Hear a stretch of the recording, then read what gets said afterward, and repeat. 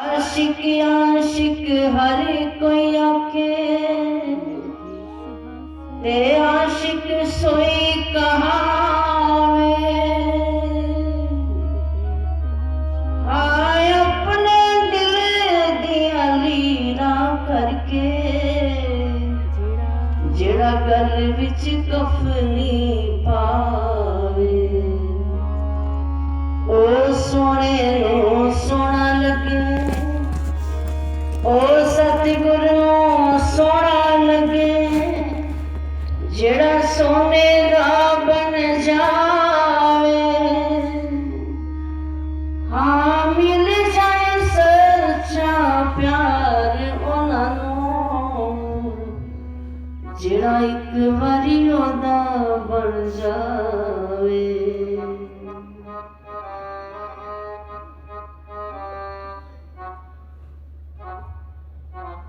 श्री गुरु महाराज जी की पावन चौखट पर विराजमान संतजन और श्री गुरु महाराज जी की प्यारी संगत, अभी अभी आप विरह रस का आनंद ले रहे थे। भक्ति मार्ग के अंदर जो विरह रस है, जो अपने प्यारे के विरह में आंसू आते हैं, अपने प्यारे के विरह में कोई रो देता है तो उसकी पता नहीं कितनी लंबी मंजिल पलों में तय हो जाती है। राधा जिसने उसको आराधा, बस वही राधा।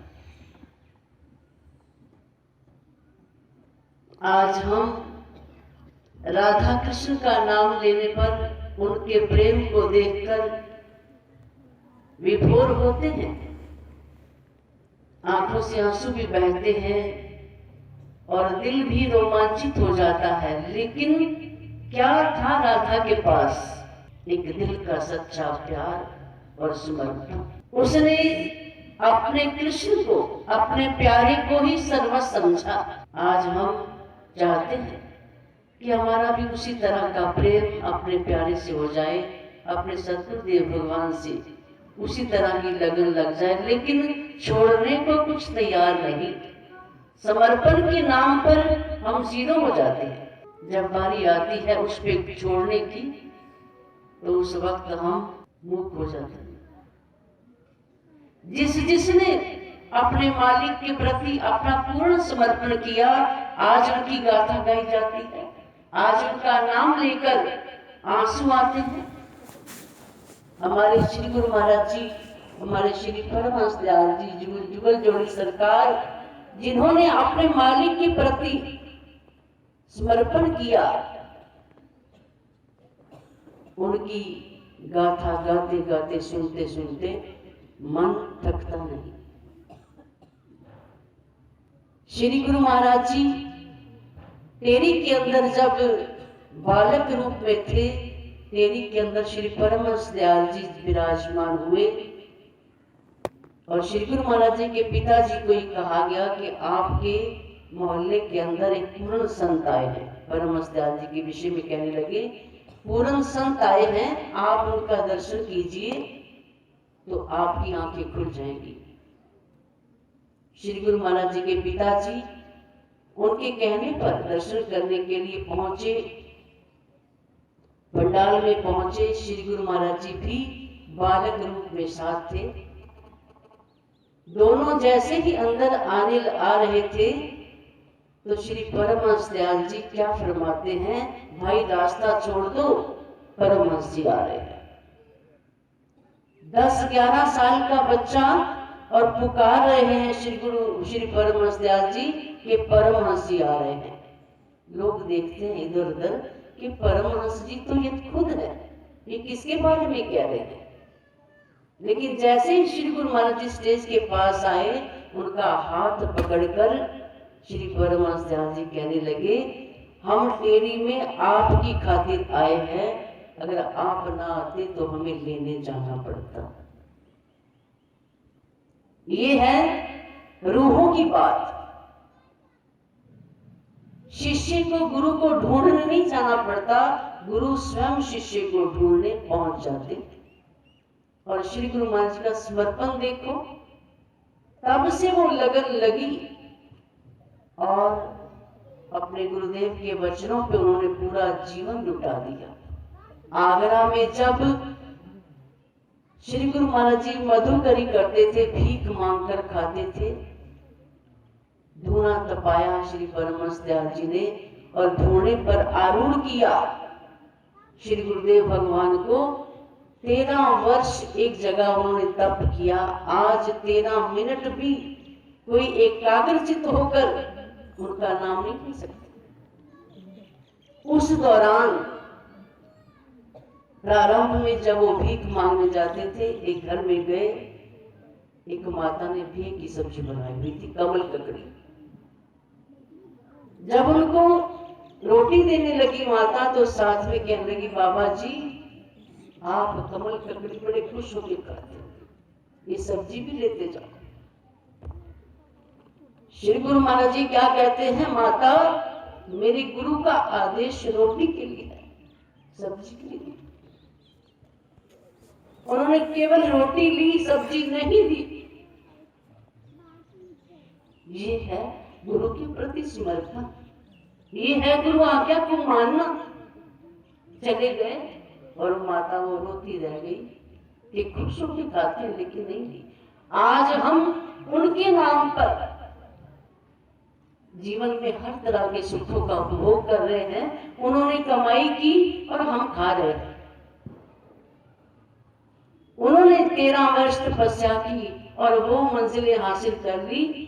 परमहंस दयाल जी ने जब उनको बुलाया अपने पास, सेवकों ने एक पत्र लिखा आगरा के अंदर कि महाराज, आगरा वासियों ने टेरी में परमहंस दयाल जी को पत्र लिखा कि हमसे बाबा जी की घोर तपस्या देखी नहीं जाती, आप इनको आदेश दें कि हम इनके लिए एक झोंपड़ी बनवा दें, क्योंकि खुले में तप करते थे। परमहंस दयाल जी रो पड़े, कहने लगे अब ये जिन मंजिलों को पार कर चुके हैं, जिस स्टेज पे पहुंच चुके हैं, हम भी इन्हें आदेश नहीं दे सकते। इनको राम कहो तो राम है, कृष्ण कहो तो कृष्ण, नानक कहो तो नानक है। जिस रूप में इन्हें कोई देखेगा ये उसी रूप में नजर आएंगे। क्यों इतना आकर्षण था भगवान कृष्ण की भांति। जो श्री गुरु महाराज जी को देखता था बस उन्हीं का दीवाना हो जाता। क्यों? क्यों? उनके अंदर तप की ताकत थी, उनके अंदर जो गुरु भक्ति थी, जो अपने परमहंस दयाल जी महाराज जी के प्रति समर्पण था, जो गुरु आज्ञा में वो मिटे हुए थे। आज उनकी चौखट पे, आज उनका नाम लेते ही लोग हमारे आगे शीश झुकाते हैं, केवल उनका नाम लेने से। ये नगली वाले, तो ये विरह रस, ये प्रेम रस, इसमें से जब तक कोई नहीं गुजरता तो भक्ति परिपक्व नहीं होती। एक बार हम लोग कानपुर आश्रम में रहते थे, तो मैंने श्री महाराज जी को फोन किया। उस वक्त कभी कभी फोन होता था।